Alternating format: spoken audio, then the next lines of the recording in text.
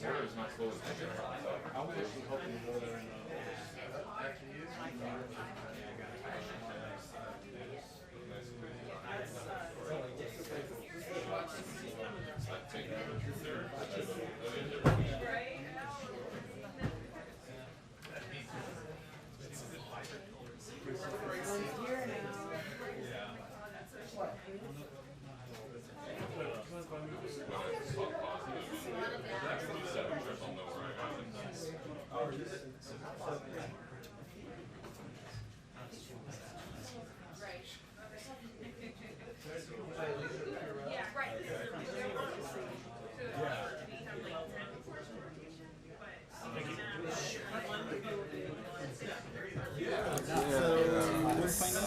unspecified, yeah, possibly a heart attack.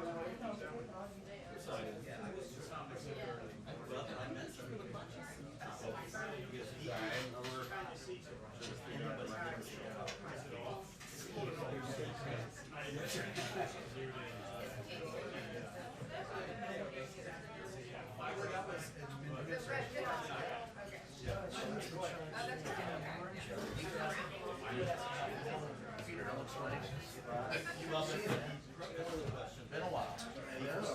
Has his back.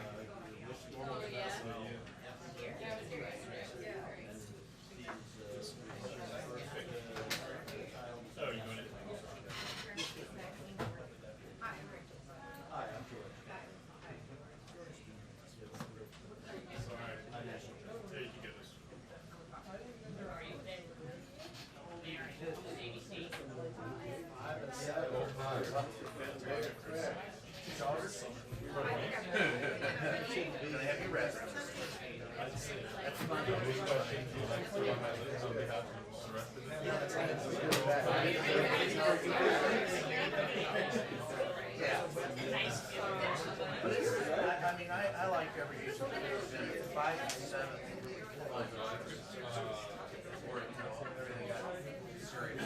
interesting. Yeah, interesting as hell.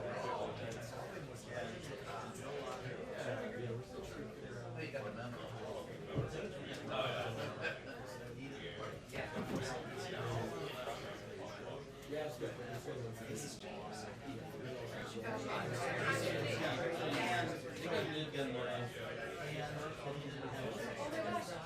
I remember meeting you. Oh, really? Oh, I did, yeah. Sorry, I understand that you may not remember that.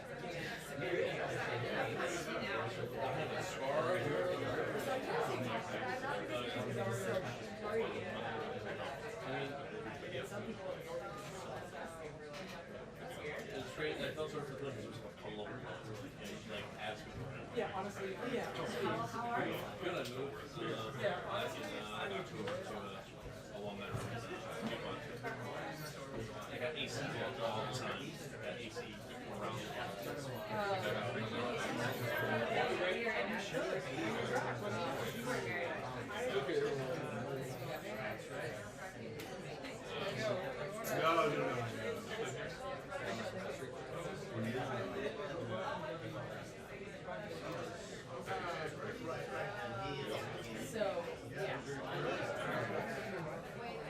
So yeah, we are now.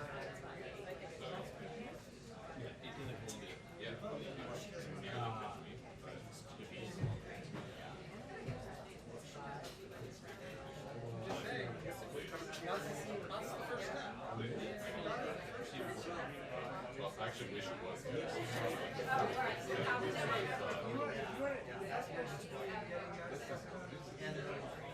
Oh yeah, no. That is true. That is true. Hey, all you have to do is get some really loud questions in this room so when you're an analyst.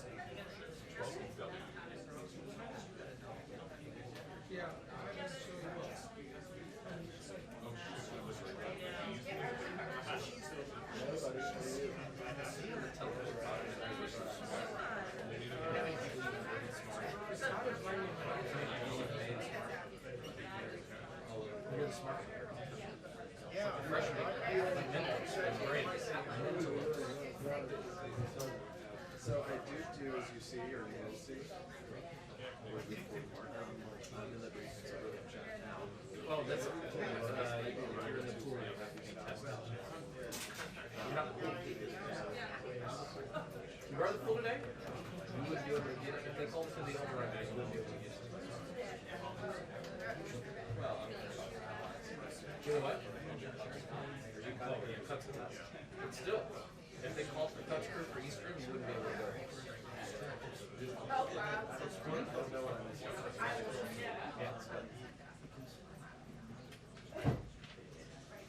Your boss didn't tell you to go get the test in the morning? Well, maybe, yeah, maybe push-ups. And then I wouldn't be able to go. Or we could walk in like this.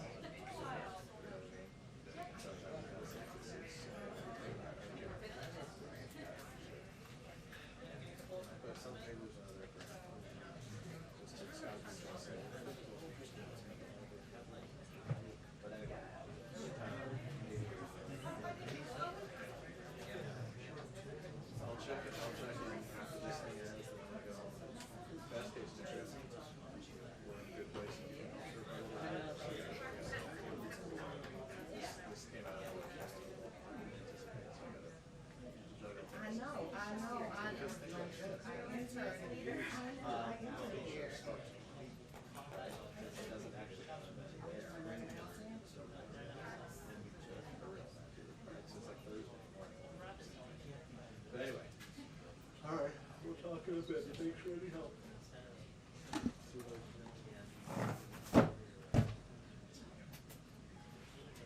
The chair's always a little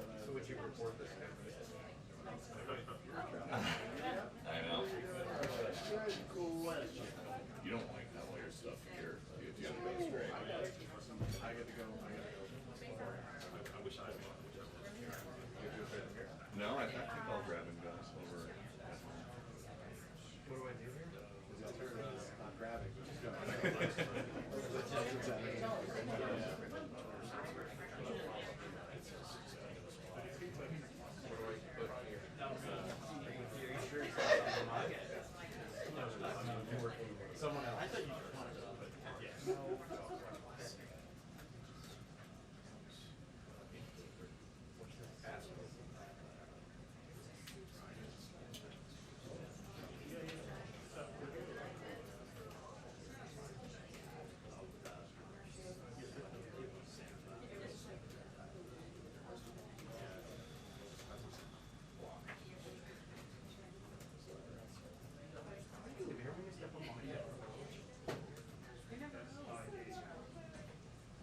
Would you take a tool off your belt if you were back there?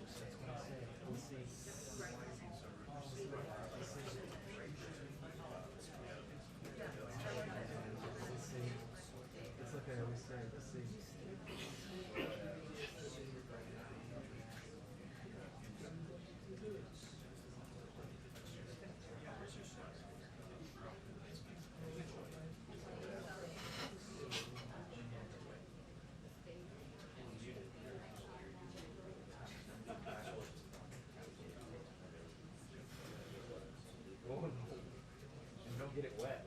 Whatever you do.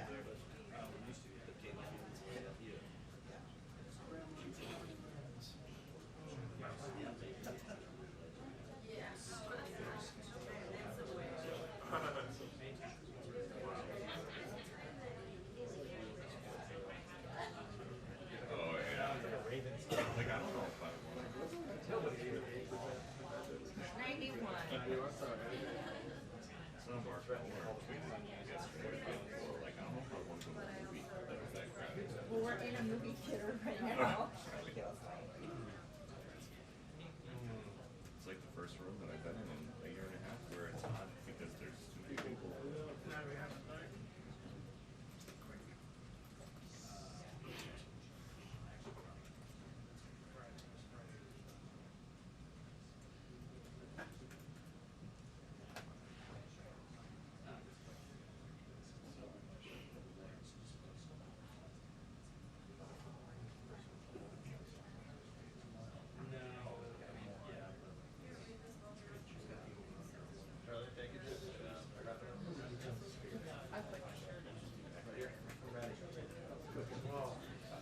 Thank you, Jen. Peter has a pack.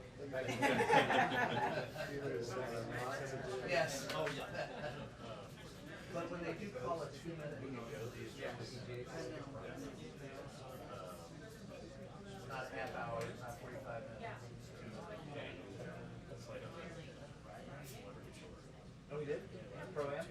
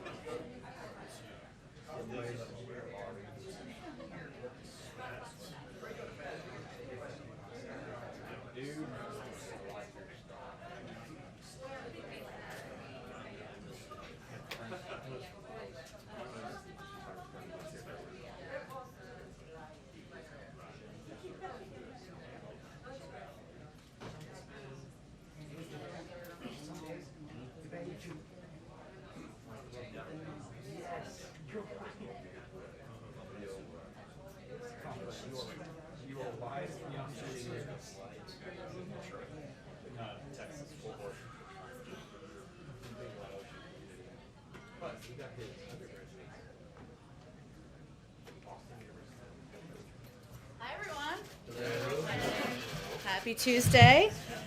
So we have two very special guests with us again today. As you know, the Biden-Harris administration. I'm just going to let you all settle in here. Okay. All right. Great. Okay. So as you all know today, the Biden-Harris administration announced key findings from the reviews directed by the President's executive order on America's supply chains. The executive order, signed February 24th, directed a whole-of-government approach to assessing vulnerabilities in and strengthening the resilience of critical supply chains. So here to discuss the immediate actions we will be taking to promote economic security, national security, and create good-paying union jobs by strengthening American supply chains are repeat guests, back for the second time. They had so much fun the first time. Deputy Director of the National Economic Council, Sameera Fazili, and Senior Director of International Economics and Competitiveness at the NSC, Peter Harrell. Okay, thanks, Sameera. You're kicking us off. Thank you. Hi, everyone. Good afternoon. And thank you, Jen. It is good to be back here at the end of this whole of government review that we just undertook of America's supply chains following President Biden's direction back in February. We said from the beginning that our approach to supply chain policy needs to be an integral part of the president's overarching economic strategy to grow the economy from the bottom up and the middle out. We also said that we were not going to simply be writing reports in this 100 days and that we're going to sit on a shelf. We were going to be taking action to address specific supply chain vulnerabilities. I think today's reports make both those things crystal clear. To achieve supply chain resiliency, we need to build back better by leveraging America's greatest strengths. First and foremost, American workers. Decades of focusing on labor as a cost to be managed and not an asset to be invested in have weakened our domestic supply chains, undermined wages and union density for workers, and also contributed to companies' challenges finding skilled talent. We must focus on creating pathways for all Americans to access well-paid jobs with a free and fair choice to join a union and bargain collectively. Second, our diversity. We need to unlock the full potential of the American people, including making economic opportunities available across our country and for women and for people of color. Third, our small businesses. To build a diverse and healthy ecosystem of suppliers, we must rebuild our small and medium-sized business manufacturing base that has borne the brunt of the hollowing out of U.S. manufacturing. Fourth, our alliances. We need to diversify our international suppliers and reduce geographic concentration risk. For too long, the U.S. has taken certain features of global markets, especially the fear that companies and capital are going to flee to wherever wages, taxes, and regulation are the lowest, as inevitable.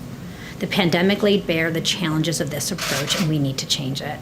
We are committed to working with partners and allies to decrease the vulnerabilities in our collective supply chains. And finally, fifth, our imagination. Our approach to supply chain resilience needs to look forward to emerging threats, from cybersecurity to climate issues, and so we are future-proofing and building back better. Second, it's clear from these reports that we need to take action, and today we made a series of announcements to that effect, including on pharmaceuticals. The Department of Health and Human Services is going to be using its Defense Production Act authority and funding appropriated under the President's American Recovery Plan to invest $60 million in advanced pharmaceutical manufacturing technologies and R&D. On advanced batteries, the Department of Energy will take steps to advance its support for battery research, manufacturing, and processing. This is going to include new rules to ensure that companies that develop new products based on federal R&D funding manufacture those products in the U.S. So what is invented in America can be made in America by America's workers. On critical minerals and materials like lithium and rare earths, that are essential in our fight to combat the climate crisis. We will be announcing a comprehensive strategy that includes both increases in sustainable U.S. production and processing and working with allies and partners to increase sustainable global supply and reduce reliance on geopolitical competitors. Across all of our domestic and international efforts on minerals, we will maintain a commitment to adhere to the highest environmental, labor, and social sustainability standards and support robust community engagement in the process, including tribal consultations here in the U.S. On semiconductors, the Department of Commerce will double down on their ongoing work to convene industry and work with allies and partners to increase transparency, communication, and trust throughout the semiconductor supply chain. Finally, as we move to focus on our one-year reviews, the Department of Agriculture is announcing more than $4 billion in a robust suite of Build Back Better initiatives focused on building a more fair, competitive, distributed, and resilient food supply chain and food system. Third, we need to be nimble and be able to address emerging supply chain issues at the same time as we're continuing this work on these longer supply chain resiliency strategies. And that is why today we are launching a new supply chain disruptions task force to tackle near-term bottlenecks in the semiconductor, home building and construction, transportation, and agriculture and food industries. This task force is going to be led by 3 cabinet secretaries, Secretaries Buttigieg, Raimondo, and Vilsack, and will bring an all-of-government approach to addressing the near-term supply-demand mismatches we are seeing in these sectors as the economy reignites. They will be collaborating closely with industry, labor, and other stakeholders to surface solutions, share best practices, and take actions. And we at the White House are going to be their partners by their side.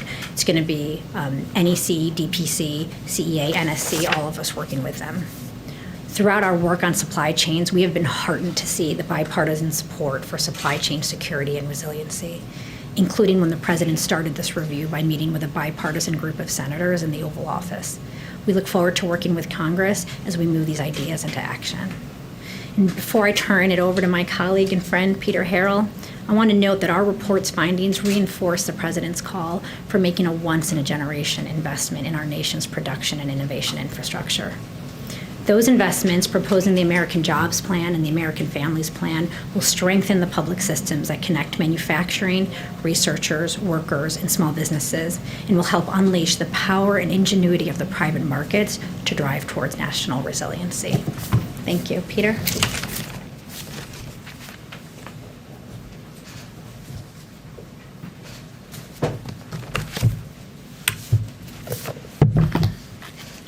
Good afternoon. Thanks, Sameera, and it's a pleasure for me to be here this afternoon. This is a signature initiative for President Biden. He has focused on supply chain resilience since his campaign, when he promised almost a year ago that if elected, he would direct his administration to expand investments in U.S. manufacturing and to take other steps to strengthen the resilience of U.S. supply chains. Earlier today, pursuant to Executive Order 14017, that President Biden signed in February, we released publicly 250 pages of reports assessing supply chain vulnerabilities and making recommendations, including immediate actions to address them. Earlier this morning, National Security Advisor Jake Sullivan and National Economic Council Director Brian Deese convened a meeting of many members of the Cabinet here at the White House in the Roosevelt Room to discuss the recommendations in this report and for the Cabinet members to commit to taking action across the U.S. government to implement those recommendations and other critical steps to address supply chain resilience. While the President's supply chain initiative has identified a number of vulnerabilities, I want to stress that our work has also found that the United States is well positioned to rebuild our productive capacity in key sectors and to strengthen our innovative leadership. We're confident that working together with Congress, industry, labor, and other stakeholders, we can chart a new path that emphasizes resilience, security, broad-based growth, and sustainability. As Sameera mentioned, the President and the entire administration welcome the strong bipartisan support that exists on Capitol Hill for strengthening American supply chain resilience. Sameera highlighted a number of the domestically focused specific actions that the administration announced earlier today. I want to briefly discuss just a few of the actions that we're taking internationally. As Sameera said, America's allies and partners are great strength of our nation, and we must work in partnership with them on supply chain resilience. We're announcing today a commitment from the U.S. Development Finance Corporation to increase high standards overseas investments in U.S. allies and partners and projects that strengthen supply chains. We're also asking the U.S. Export-Import Bank to develop a proposal for a new domestic finance window that would, if approved by EXIM's board, provide financing to build manufacturing facilities and infrastructure here in the U.S. that will support U.S. exports of critical products, which will help our allies and partners. We're going to be increasing our diplomatic work with our allies and partners on supply chain security. Supply chain security will feature prominently on the agenda for President Biden's trip to Europe starting later this week, including at the U.S.-EU Leaders Summit scheduled for early next week, and was already a major element of President Biden's summits earlier this spring with key U.S. allies in Asia. We're also recommending that President Biden host a global forum at the head of state level to convene key global leaders to strengthen supply chain cooperation. Finally, we know that as we strengthen cooperation with our allies and partners, we also have to push back against unfair trade practices by competitor nations that have hollowed out the U.S. industrial base and undermine our supply chain security. We're launching a U.S. trade representative-led supply chain trade strike force to identify unfair trade practices that undermine U.S. supply chains and to identify specific trade actions we can bring to combat those practices. We're also asking the Commerce Department to evaluate a Section 232 action on neodymium magnets, which are essential to motors and a range of defense and industrial applications, to identify tools to reduce our foreign dependency. This would demonstrate the type of targeted but tough action we expect the Trade Strike Force to deliver. I want to thank members of the Cabinet and their staff who contributed to these reports and actions. The initiative represents an immense amount of work, and we know we have much more in the weeks and months ahead. We'll be working to implement all of the recommendations summarized in the report and carrying forward the work to a second phase directed by EO 14017, which is already underway and consists of broad studies of the supply chain risks of 6 key industrial-based sectors. Those industrial-based sector supply chain reports will be due next February on the year mark of Executive Order 1417. It's been an honor for all of us to work on this initiative, and I'm sure we'll be talking about it with you regularly as our work goes forward. Thank you, and we look forward to a couple of questions. Okay. Go ahead, Phil. Thanks, Jen. I think probably for Sameera, kind of flesh out a little bit the Supply Chain Disruptions Task Force. Obviously, you guys believe what's happening right now is transitory. These mismatches exist. They're creating near-term problems. Do you expect this task force to be coming up with ideas and proposals in real time? Are they reporting at a specific clip? Kind of how do you expect this to work to try and address these things that are problems right now? Yeah. Well, one, I want everyone to remember and recognize that these are kind of good problems to be having. At this time last year, we had bare grocery shelves and we had people going hungry. And thanks to the President's American Rescue Plan, we have people finally able to be out there moving again, visiting families this summer, and going out to eat. So these are good problems to be having and to be working on right now. We're thankful for that, and the success of our COVID vaccination strategy. But I think what you just saw us do right now is a 100-day sprint around 4 products. And when we say we're going to take sprints and take actions, we mean a sprint and we mean action. And so here, our cabinet secretaries who are in the lead, you'll see in the days and weeks ahead, they are going to be bringing together all stakeholders to really diagnose the problems, understand what's going on out there in these markets, and see what actions can be taken to close those vulnerabilities. We recognize that in some instances, those actions are going to be actions that the private sector, other stakeholder groups, they need to be the ones taking action. The answer is not always government taking the action here, but we have learned in our work with the semiconductor kind of producers and users that when you bring people together, you help them increase trust, increase transparency, and stimulate a lot of learning that sparks action. April? This is for Sameera and Peter. Sameera, you used the word weekend. And as we're talking about supplies, I'm looking at the link with inflation.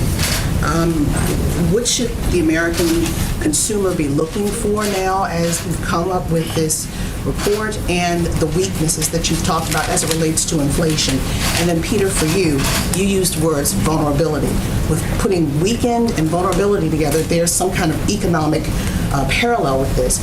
Where are we economically in this nation? What is our status? We are staving off or have been trying to stay off depression. Where are we economically? Are we still in recession, a deep recession? Where are we? If you can answer both of those questions. Look, I think where we are economically is The U.S. is clearly the engine of global growth right now. Our economy has reignited, and the rest of the world is being valued by our successes here. So the economy is fundamentally in a position of strength, but this president has consistently said that what we need to do is take this moment to build back better. So when we talk about weaknesses and vulnerabilities in this report, we've identified structural long-term problems that have built up over time in our economy, and that is why this president has been out there calling for Congress to take action on his American Jobs Plan and American Families Plan, because what we need now is a transformational investment to make sure we can actually grow from the bottom up and the middle out.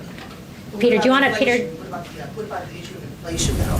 Oh, you know, on these supply chain bottlenecks that we're seeing, some of these price dislocations, these temporary increases in delivery time, we fully expect these bottlenecks to be temporary in nature and to resolve themselves over the next few weeks. Like, again, these are good problems to be having. Demand came back much quicker than even companies expected. I think the success of our vaccination campaign surprised many people, and so they weren't prepared for demand to rebound in this way, but we still expect this to be transitory in nature. We're going to keep an eye on it, but we think it should resolve in the next few months. And the status of where we are economically, recession, staving off depression, deep recession, where are we? And I think Sameera addressed that. I just So want she said, okay, strength. Okay. Strength. Okay, good. Josh. A little bit more about the semiconductor portion of this. I mean, and I'll point you to, on Friday, the OECD report. We're like the one advanced economy that I think our growth projections are above where we were at the pandemic. Was it 6.9? So. Good, Josh. On semiconductors, how do you plan to balance funding or support for foreign manufacturers, allies, partners, and domestic manufacturers? Is there going to be a preference given to domestic, or is there a risk that this could, support foreign manufacturers in a way that actually undercuts the domestic industry? How, if at all, do you plan on balancing that? So I think we are taking an all-of-the-above strategy to semiconductor manufacturing and expanding semiconductor manufacturing, both here in the United States and abroad. As you know, the President has called for Congress to appropriate at least $50 billion to strengthen semiconductor manufacturing here in the United States, including both leading-edge semiconductors and also some of the more mature semiconductors where we're seeing current shortages for automotive manufacturing and industrial applications. Generally speaking, consistent with the proposal in Congress, we would expect to encourage both foreign and American companies to invest here in the United States. And I think we're already seeing some announcements of that, where we've seen announcements from Intel, from Samsung, from Global Foundries, from a whole range of both foreign and American companies to expand capacity here. But it isn't just from an overall strategy. That money is going to be about attracting capacity here in the United States.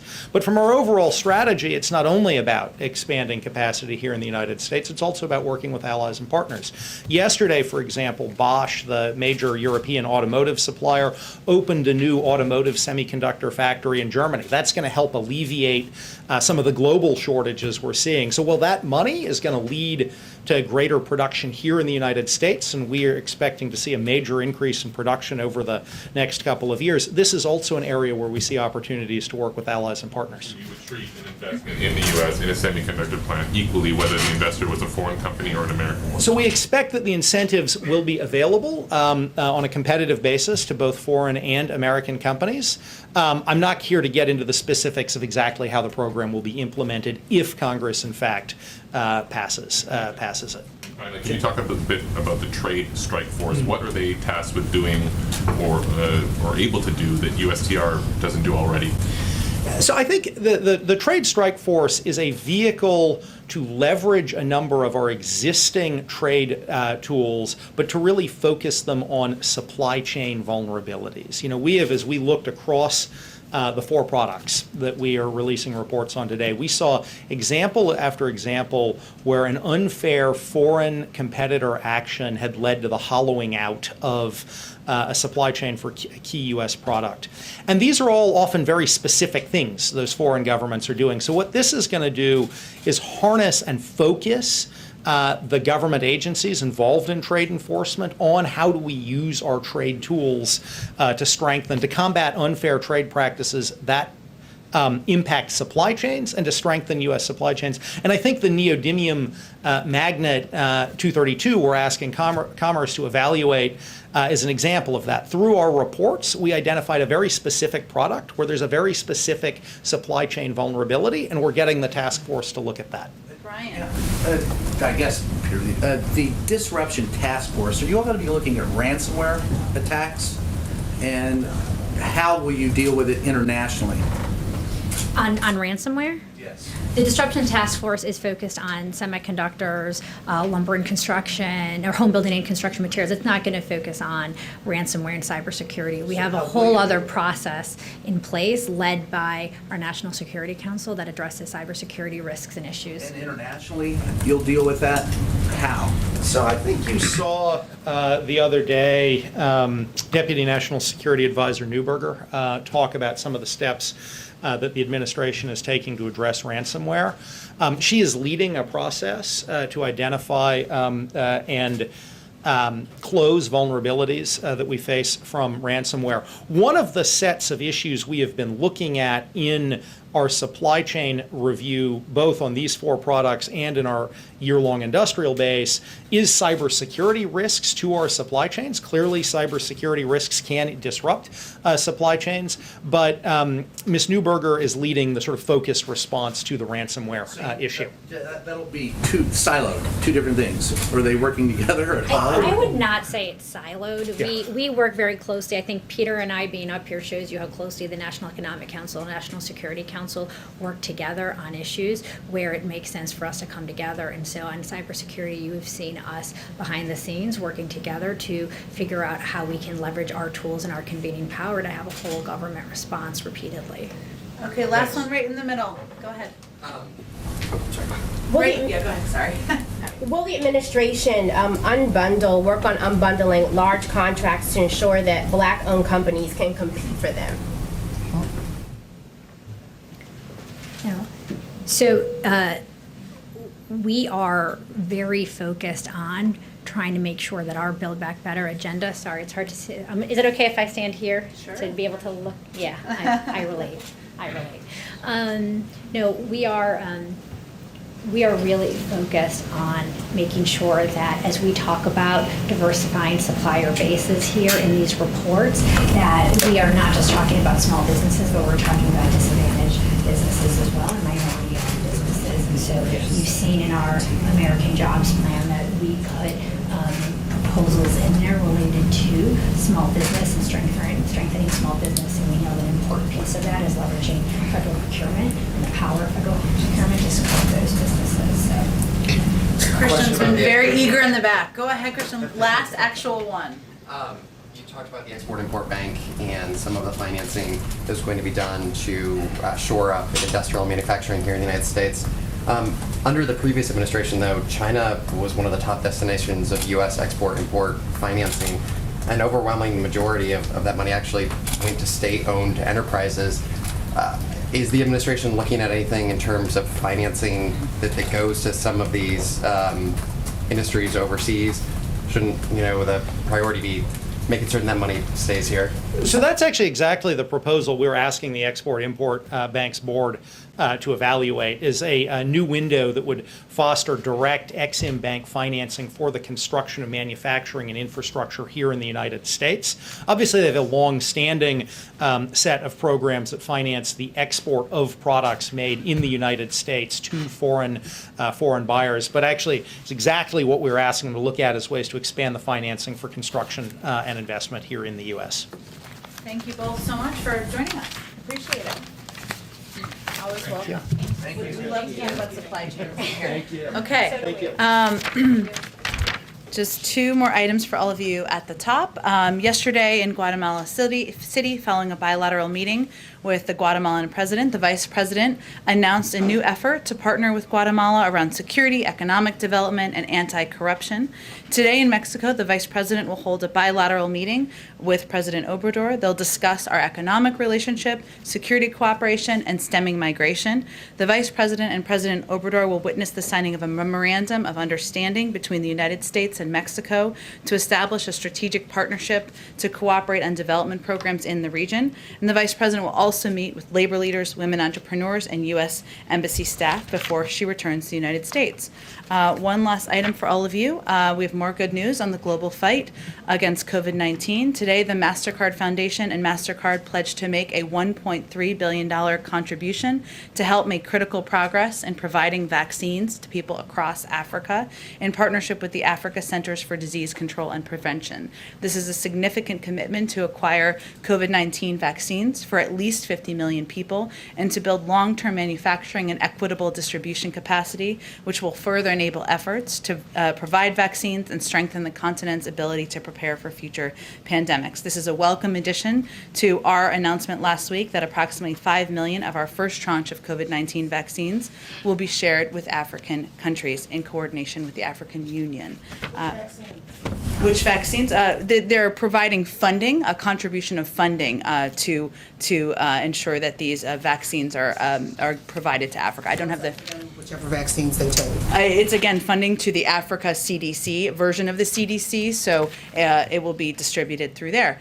With that, Darlene, why don't you kick us off? Thank you. Have the President and Senator Capito had their conversation yet, and what can you tell us about it if they have? They have not had a conversation yet, but they will have a conversation this afternoon. And the President looks forward to continuing the discussion with the Senator. He appreciates her good faith engagement over the last few weeks. I would reiterate, as was noted in the statement we put out last week, that while the President came down by quite a bit in his proposal, from his initial proposal on the American Jobs Plan, the latest offer that we had seen from Senator Capito's group did not meet the essential needs of our country to restore roads and bridges, prepare us for a clean energy future, and create jobs. So today they'll have a discussion about what more there is to discuss, I guess, and what the path looks like forward. I will also note that the President will also speak with other senators this afternoon, still finalizing who those will be, and we'll have readouts of that as well, who have been engaged in discussions about a bipartisan infrastructure proposal, engaged with each other, so he'll have those discussions as well. Expect we'll have a readout, as I noted. We're encouraged by these discussions and see them as an additional viable path forward. And he'll ask members of his jobs cabinet, or he's already asked them, I should say, to remain engaged in the days ahead, the period of time when he's on his foreign trip, although, of course, he'll remain engaged from there as well, with all members who are interested in working together on making a historic investment in infrastructure. And just third piece I would note, Darlene, as we're kind of since you asked about the President engagement, he's also going to stay closely engaged with Democratic leadership about the path forward, especially in light of the markup on the surface transportation bill happening tomorrow in the House and the interest by Speaker Pelosi, Leader Schumer, and other leaders in Congress on moving forward, and certainly an interest in doing that. Finally, last thing I would note is the expected passage later today of the U.S. Innovation and Competitiveness Act in the Senate this afternoon, which is a down payment on the President's proposed investment in R&D to make us more competitive, as well as the important work that Senator Wyden has undertaken on clean energy tax credits, a priority the President shares. So I would just note, as I've stated many times before in here, there are a number of paths for moving the President's bold ideas forward. We're moving on all of them full speed ahead. One more question. Sure. Since the President is the head of the Democratic Party, would he support legislation that is now on the governor's desk in Nevada that would move Nevada to first place in the presidential primary process up from third place? I certainly understand the interest, but I'm not going to weigh in on the order of presidential primary contests from here. Go ahead, Mary. On the infrastructure talk, Senator Capito has said she's not going to be coming to this conversation armed with a new offer. As you note, the President has rejected the Republicans' latest counteroffer. It doesn't seem that he's willing to come down any further. So are we at an impasse here? We certainly don't see it that way. He's looking forward to discussing the path forward with Senator Capito. He sees her as an important and viable partner as we look to how we're going to get his bold ideas signed into law. And again, I'd note that there's also Democrats and Republicans, as you have seen and many of you have reported on, who are discussing how they can work together on what a path forward would look like, where there might be more investment in clean energy jobs and might be a higher number than what we've seen by the proposals to date. So again, there are a lot of paths forward, and he looks forward to discussing what they look like with Senator Capito and others this afternoon. Is the president, though, willing to offer any other concessions in these negotiations, or is it safe to say that you view the ball as being in the Republicans' court here? Look, I think this is, as any negotiation is, it's about both sides looking to see how much they can come to the other side and how much you have to give. The president has come down by about $1 trillion. That's quite a bit. Obviously, we'd like to see more, but there are a number of opportunities and paths to have these discussions moving forward. I wonder just broadly, if you could explain a little bit more how the president has been preparing for this big trip tomorrow. How much time has he been spending in briefings? Just sort of how has he been getting ready for this upcoming? Well, first I will say that he's been getting ready for 50 years. He has been on the world stage. He's known a number of these leaders for decades, including President Putin and including a number of the leaders he'll see at NATO and he'll see at the G7. Now, this is an important opportunity for him to see them in person, and there's nothing like face-to-face engagement in diplomacy. And for him, somebody who, as you've seen, the fact that he's welcomed in Democrats and Republicans to the Oval Office, that's just an indication of how much he feels that format is effective. So he's been engaging with his team, talking about what bilateral conversations he'll be having, where there are opportunities, where there are moments to voice the United States concern where necessary. But again, he's got quite a several decades of experience to build on here. So he'll be relying on that during his trip. Go ahead, Phil. Secretary Granholm on Sunday said that it was frustrating that a pathway for a bipartisan deal hadn't come to fruition yet. Does the president share that frustration at this point? Well, I would say the president has a benefit of 36 years in the Senate, where he has seen that the sausage making is messy. It takes time. There are ups and downs in the roller coaster. We're right in the middle of the sausage making right now. And the president's view is that it's a good sign that there are several viable paths forward, that we are having good faith conversations, of course, with Democrats and our Democratic colleagues and partners, but also with a number of Republicans. That's a good sign.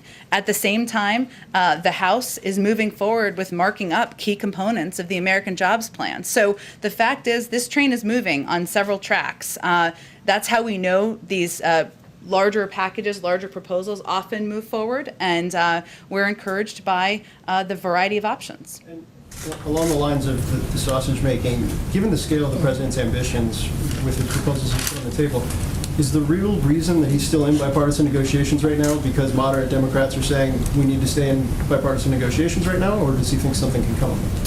The president wouldn't be spending his time engaging in hours of discussions with Republicans if he didn't think something could come from it. Now, we can't predict what the final outcome is, and we're keeping his only lines in the sand, as you know, Phil, are inaction and raising taxes on Americans making less than $400,000 a year. We know there are a lot of Democrats who are eager to move forward, as are we, but we think there are a lot of paths forward where it's worth continuing to pursue bipartisan discussion. Go ahead. Thank you. About the vice president's trip, why is it then that when the vice president is asked if she has plans to visit the border, she says we've been to the border, even though she has not as vice president? Well, as the vice president, she does speak for the actions of the people in the administration. She certainly helps oversee. I expect that sometimes she may go to the border, Peter, but as you know, what her focus has been, what the assignment is specifically, is to work with leaders in the Northern Triangle. She's on a trip doing exactly that, exactly what the president asked her to do. And as we understand it, though, her main focus is to try to address the root causes of migration. Did somebody decide here that it would not be helpful for her to go to the border and talk to people who just migrated here? Well, again, I think that at some point she may go to the border. We'll see. But she's in the Northern Triangle now to have discussions with leaders, with community leaders, with civil society leaders, with the embassy about how we can work together. And obviously she's made a couple of announcements already, probably more to come before she comes back to the United States. And she described, though, you said she might go to the border. She described a trip to the border yesterday as a grand gesture. Why? Look, Peter, again, I think her focus of this trip is on meeting with leaders, having a discussion about how to address corruption, how to address the root causes, how to work together to address humanitarian challenges in these countries. That's exactly what she's doing on the ground, and I'm sure she'll report back to the president when she returns. Go ahead. I'm going to follow up with the border in a second, but let me ask you if I can on infrastructure. You laid out some of the conversations that the president is having, including sort of his message to some of the Democrats on Capitol Hill right now to sort of get a little better detail there. With the president's support, does he want Democrats to more actively pursue the process of reconciliation as an option? Well, Peter, I would say that the Democrats are already moving forward on marking up components of the bill. And Democratic leadership has been clear that they want to move forward on infrastructure and making a historic investment in infrastructure. There'll be a discussion about the mechanics of that, over the course of the coming days, and we'll have more to read out once those discussions have been had. So we can't, in terms of like the time frame for those decisions to be made, obviously the message is Democrats is keep going and we might need you. Well, look, I think to be clear, the president's always going to continue to pursue opportunity to work with Republicans, regardless of what mechanics are moving forward in the House. He's going to keep pursuing those opportunities, and we fully expect that there will be several pathways that are moving on different channels as we look to how we're going to get this American Jobs Plan passed. As it relates to the border right now, we heard from the vice president yesterday where her message was very simple and blunt. She said to those migrants who would be considering coming, she said, do not come. Obviously, there's some progressive Democrats, among other critics, who have been frustrated by that. Alexandria Ocasio-Cortez, perhaps most prominently, saying it was disappointing to see. She said, among other things, that seeking asylum at any U.S. border is a 100% legal method of arrival. What does the White House say to those progressive Democrats, among others, who are frustrated by the message the White House is delivering? Well, first, of course it is. And one of our focuses and the priorities of the president and the vice president is to improve asylum processing at the border, to work with a range of Democrats and hopefully Republicans, because in history it's been a bipartisan effort to get immigration reform passed, to ensure there's a more viable pathway to citizenship and a better processing at the border. What the vice president was simply conveying is that there's more work to be done, that we don't have these systems in place yet. It's still a dangerous journey, as we've said many times from here and from many forums before, and we need more time to get the work done to ensure that asylum processing is where it should be. And last question about the Senate report, bipartisan Senate report as it relates to what happened on January 6th. Obviously, it addressed the security planning, the response failures. We know that that's held up on Capitol Hill right now. Your reaction to that, and what, if anything, more the White House can do as it relates to those security failures in terms of planning and the like? Well, first let me just reiterate that, of course, the events of January 6th were an assault on our democracy and the rule of law, and the president has been outspoken in calling for a full and independent investigation to what transpired. As it relates to the report, our team is currently reviewing the report and its findings to inform our ongoing efforts to ensure something like that could never happen again, and what role, of course, the federal government can play. There are many roles, as you know, that the report seems to surface on what officials on Capitol Hill could do, and we want to assess how we can be a good partner in this effort moving forward. I would also note that on his first full day in office, he asked his team to launch a review on how we can improve the federal government's response to the threat of domestic terrorism, something he also touched on when he was in Tulsa last week, and we'll be releasing that broader strategy soon as well. Go ahead, Sameera.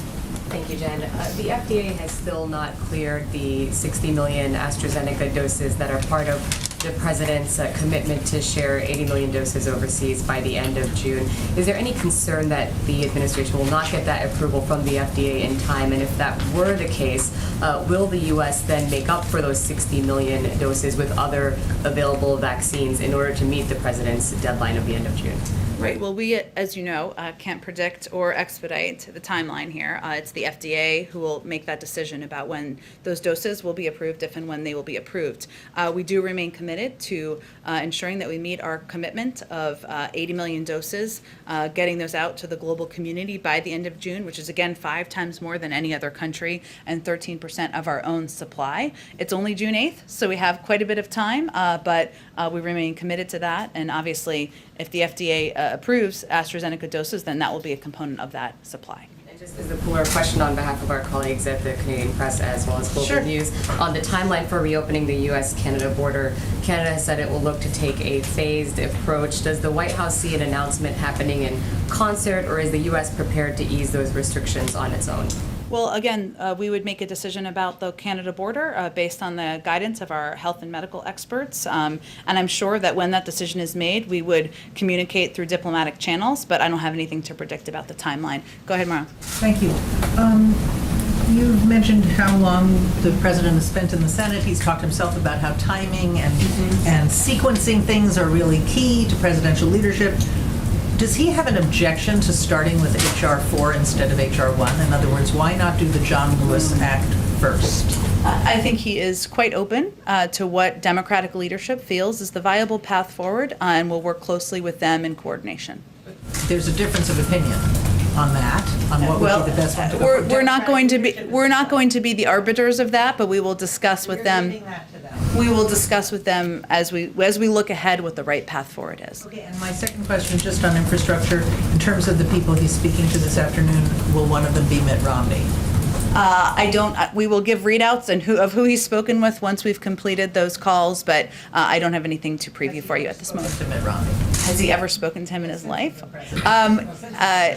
It's a good question. He's spoken with a number of Republicans. As you know, we don't read them all out. I don't have anything to read out for you, but he has, obviously, in a different circumstances, had conversations. In terms of these different paths and different groups, this group that he's going to talk to this afternoon, is this the first time that he's starting to kind of reach out to them? He's been really focusing on Capito up until now. That's right. We've been engaged with a range of Democrats and Republicans, including members who have been in conversation through this group at a staff level. He's obviously had discussions with a number of them about how he moves his ideas forward. So I wouldn't make it as firm as a first time, but certainly discussing this as a viable path forward at his level at this point in the process, would be an indication of how we see this as a viable path. Go ahead, Trevor. Yeah, just to follow up on the question on voting rights, you said yesterday that we will stay lockstep with the Democratic leadership on that path forward. And what Pelosi said in her letter today is that the H.R. 4 is not going to be ready until the fall. So are you, and to focus effort on the Senate passing H.R. 1. So are you okay with that kind of time frame, even if that means that basically this issue languishes until the fall? Well, first, we don't see it as languishing. Obviously, the president has asked the vice president to lead this effort, and I'll give you a bit of an update that in addition to, of course, engaging with federal efforts on the federal level to move legislation forward, she's also going to use the power of the White House to convene key stakeholders, and she'll be hosting several events next week when she returns from her trips, just to give you an indication of how quickly and how focused we will be on these efforts. And she'll fight for our key bills and also to register voters under the president's historic executive order, as well as advocate for democratic principles. So I will say we're going to work, of course, with Democratic leadership on both, even with their disagreements about what the order of events should be here. But we're not going to wait for that. We're going to use the White House as a convener. We're going to use the bully pulpit. Obviously, when the president was in Tulsa just last week, he talked about voting rights very passionately and forcefully. I'll also note that we're also continuing to work to implement the executive order that the president signed into law early on in his administration. And that executive order uses every authority available to make voting easier, more accessible, and more fair. It directs agencies to expand access to voter registration and election information, assists states under the National Voter Registration Act, improves and modernizes vote.gov, increases federal employees' access to voting, analyzes barriers to voting for people with disabilities, increases voting access for active duty military and other voters overseas. So I would just note that we are not relying on just one option here. Of course, federal legislation is something he will continue to press for, but we'll use the bully pulpit, we'll use our convening power, we'll continue to press through on implementing this executive action as well. Separate issue, there was a report this morning about basically IRS records showing that very wealthy Americans have evaded paying income tax almost altogether in certain circumstances. One, do you have any reaction just to that as a factual matter? And two, are you concerned about that just from a leak standpoint? Well, let me take the second part first because I think that's important. Any unauthorized disclosure of confidential government information by a person with access is illegal, and we take this very seriously. The IRS commissioner said today that they are taking all appropriate measures, including referring the matter to investigators, and Treasury and the IRS are referring the matter to the Office of the Inspector General, the Treasury Inspector General for Tax Administration, the FBI, and the U.S. Attorney's Office for the District of Columbia, all of whom have independent authority to investigate. So obviously we take it very seriously. I'm not going to comment on specific unauthorized disclosures of confidential government information. I can tell you that broadly speaking, we know that there is more to be done to ensure that corporations, individuals who are at the highest income are paying more of their fair share. Hence, it's in the president's proposals, his budget, and part of how he's proposing to pay for his ideas. April, go ahead. And Michelle, I'm sorry, I'll come back to you. Go ahead. I want to follow back up on voting rights, or matters of voting rights. Sure. This president has based his administration on equity and equality. And now the issue of voting rights is in our face. We are voting without the full protections of the 1965 Voting Rights Act because of Shelby v. Holder, but it's also unraveling because of states. And the person that seems to be holding it up is Joe Manchin. Is the president planning to specifically speak with him about voting rights, not including it with infrastructure or anything? Is he planning on speaking with him specifically on voting rights, particularly after this morning's virtual meeting with civil rights leaders who say the conversation will continue? Well, first let me say that it was encouraging to see Senator Manchin meeting with civil rights groups today. The meeting shows that both are serious and recognize the importance of the issue. We certainly know the seriousness that many civil rights groups take with voting rights and the importance of moving this forward. And as indicated in both of their readouts, as you said, April, they will continue the discussion.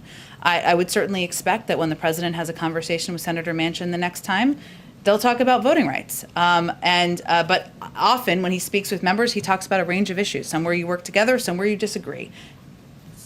Understanding the history of how presidents decide to lean in. He's got Vice President Harris putting this in her portfolio. But when will the president begin to lean in? Is there a moment where he has to himself lean in on this? Because if it doesn't happen before the next elections, it looks like it could be a done deal.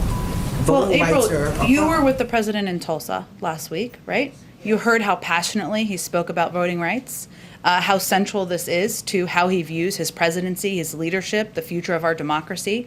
I mean, that was central to the message he delivered in a speech that was widely covered, that was reflecting on a moment in history that hasn't been given the attention that it certainly deserves.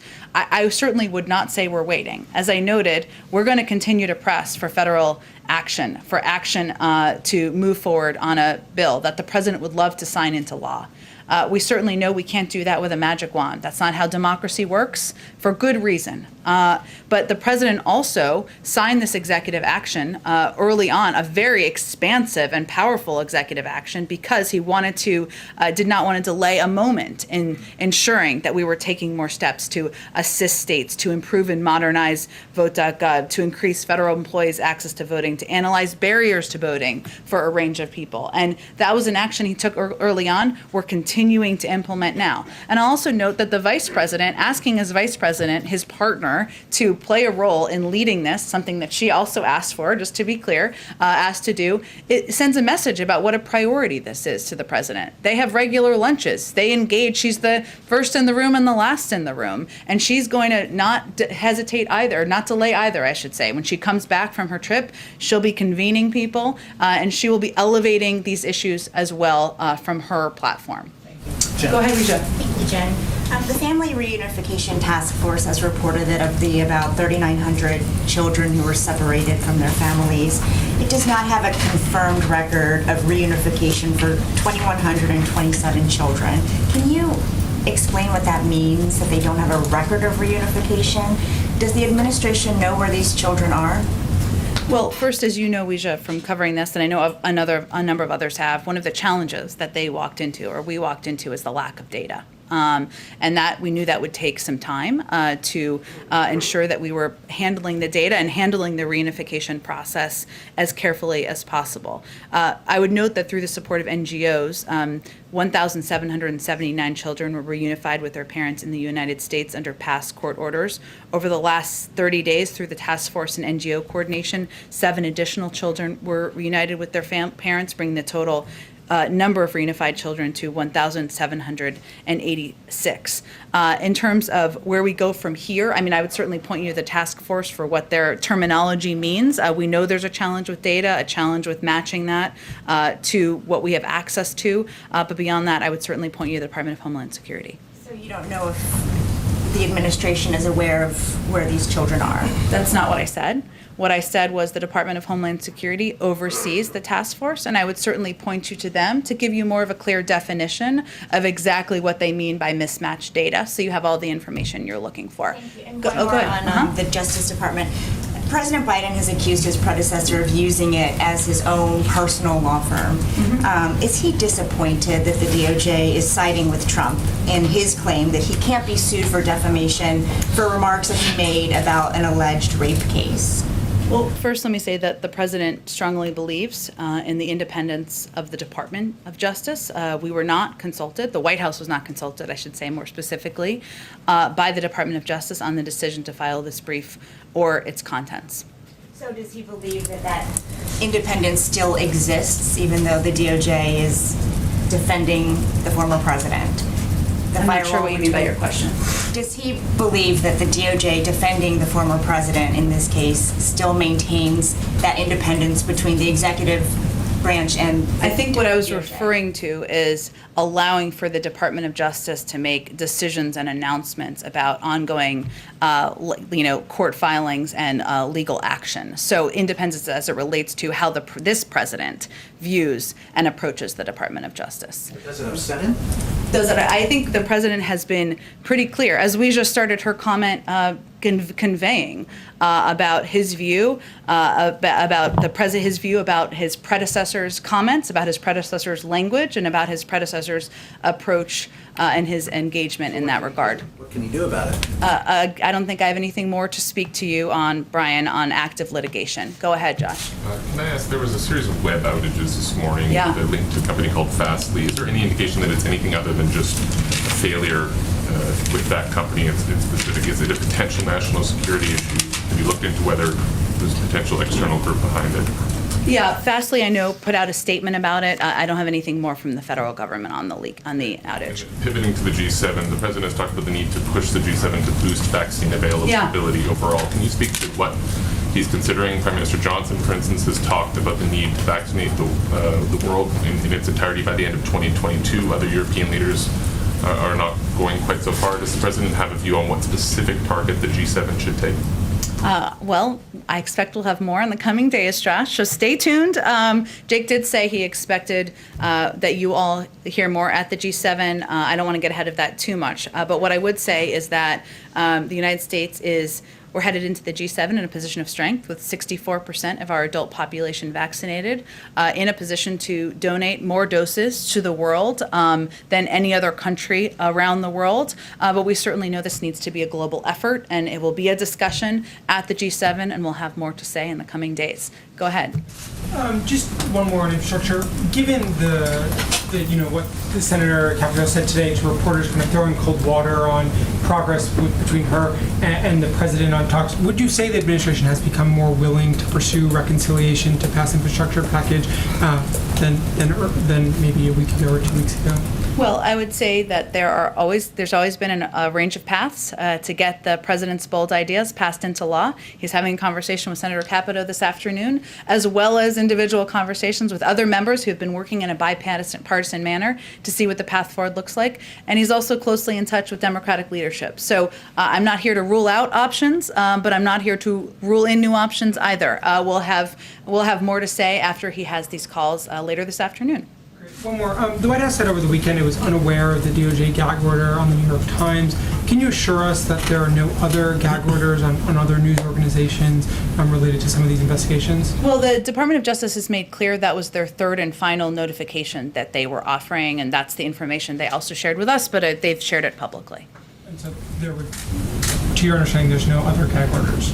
They indicated that this was their last effort, their last notification that they needed to offer. Go ahead. Thanks. So I have a question that's about little infrastructure, little climate. Senator Sheldon Whitehouse was tweeting yesterday saying that he was anxious about the future of climate-related legislation. He said climate has fallen out of the infrastructure discussion.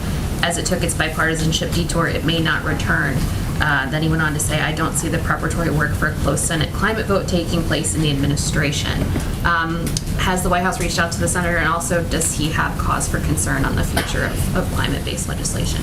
Well, I promise you we are certainly in touch with his team, and perhaps even on an individual basis as well, but I don't have anything to read out for you. But I can just tell you that we are in close touch with nearly every member of Congress who is working on this legislation moving forward. I will say that what I would point out to you is that one of the pieces we conveyed when we put out a statement last week about how the president could not accept the offer that was put out by Senator Capito and her group, even though those conversations are happening in good faith, was the fact that it didn't do enough to invest in our clean energy future. And there are areas of effort that are moving forward. I mentioned Senator Wyden's effort to move forward on clean energy tax credits. The president views this bill as a jobs bill. He also believes it's a clean energy jobs bill, and it has an opportunity to invest in industries of the future. So certainly it is close to his heart. It remains an area he's committed to, and one he will continue to fight for as we have these discussions moving forward. And then I just had another on the vice president visiting the border or not visiting the border. Republicans and conservatives are, going crazy on Twitter, sending pictures, They're worked up. sending video I've seen of her interview with Lester Holt, saying I've not been to Europe either. Does the president think there is a scenario in which she should visit the border, and also the mounting criticism from conservatives? Would that ever factor into a decision to send her down there? I mean, don't they have a point that if she has this task in front of her, should she not see the end cause as well as the root cause of migration? Well, first, as I said to Peter, at some point she may go to the border. I don't have any trips to preview for you or predict or a timeline for that. But what I would reiterate is that her assignment was to work with countries and leaders in the Northern Triangle to address root causes, address corruption, ensure we're working together to address humanitarian concerns. I will say we're not taking advice from former President Trump or most of the Republicans who are criticizing us on this, given they were all sitting there while we created this problem we walked into, both at the border and with the movement of migration that has been growing over the last year. So we're not taking our guidance and advice from them, but if it is constructive and it moves the ball forward for her to visit the border, she certainly may do that. Go ahead. Yeah, I have two questions on infrastructure. You said the White House is moving ahead on all three paths on infrastructure, including the third path, which was listening to other lawmakers who have ideas. I believe that's how you characterize it. I'm just trying to clarify, and this was asked a little bit earlier. I mean, are you referring to the bipartisan group that consists of Senators Manchin, Sinema, Romney, and Portman? And if current talks with Senator Capito and her group don't progress, is there a point when you stop negotiating with that group in favor of this other group of Republicans and Democrats? Is that how you see it working? Well, I would say we'll leave it to them to determine what groups they may or may not want to join, but it's not a closed group. We would welcome anyone who wants to join that group and be a part of these discussions moving forward, and we'll see where it heads. Members of the press, I'll leave it to them to determine. I think you have to be an elected member of the Senate, so unless that's your pathway moving forward. But you are engaging with them though already? Yeah. Okay. And then my second question is, what specific proposals did the White House agree to bring down or eliminate in its latest infrastructure counteroffer that reduced the cost from 1.7 trillion to 1 trillion in new spending? Does funding for caregiving remain in the president's latest offer? And if it does, is it still the $400 billion price tag? Caregiving remains a huge priority, investing in caregiving to the president. I'm not going to outline any more specific details other than to convey that it's an area he continues to fight for, to advocate for, and one that he'd like to be signed into law as part of a package moving forward. But does that mean it's not part of what you're negotiating right now with Republicans? No, that's not what I said. I don't have any more details to outline for you. Go ahead. Yes, Jen. Sorry. Oh, we'll go to you next. The chief of Russia's space agency is threatening to pull out of the International Space Station unless the United States lifts sanctions against two companies that are related to the space station. What's the White House response to that?